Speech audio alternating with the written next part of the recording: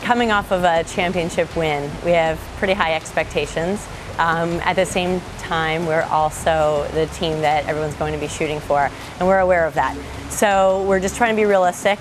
We would like to win again. We'd like to repeat as Ivy League champions. We're also hosting the ECAC championships this year, and our goal, quite honestly, is to try to win 2 championships in one weekend.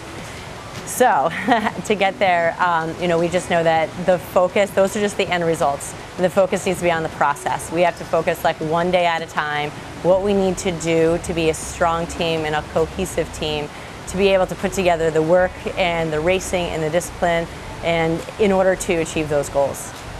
We have a number of swimmers that are sophomores and seniors that are all, hoping to step up and lead.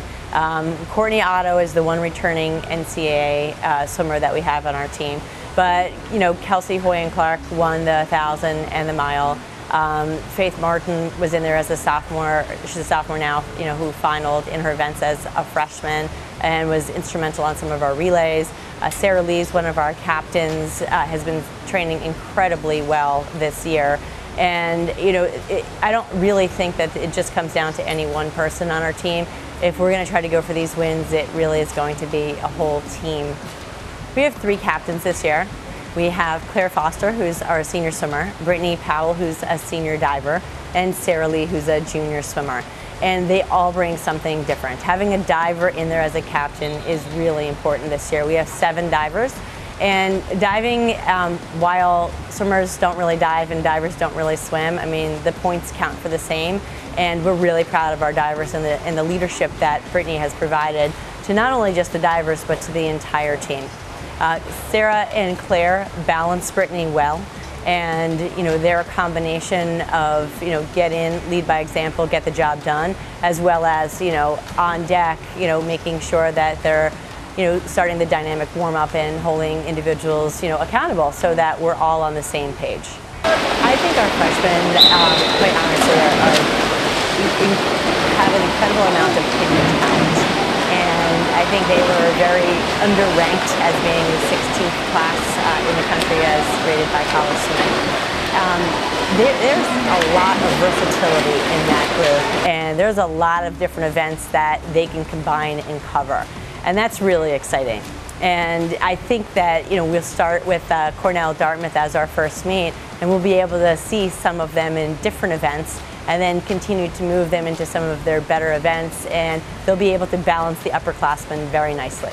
Every season we start, the most important thing is to plan a good schedule that's going to set them up to achieve their goals at the end. We go down to Georgia, and quite honestly, it's like an incredible meet where we're swimming against the top teams in the country. Cal, Georgia, Auburn, UVA. And it's a humbling experience, but it also really raises our expectations as to what exactly fast swimming is.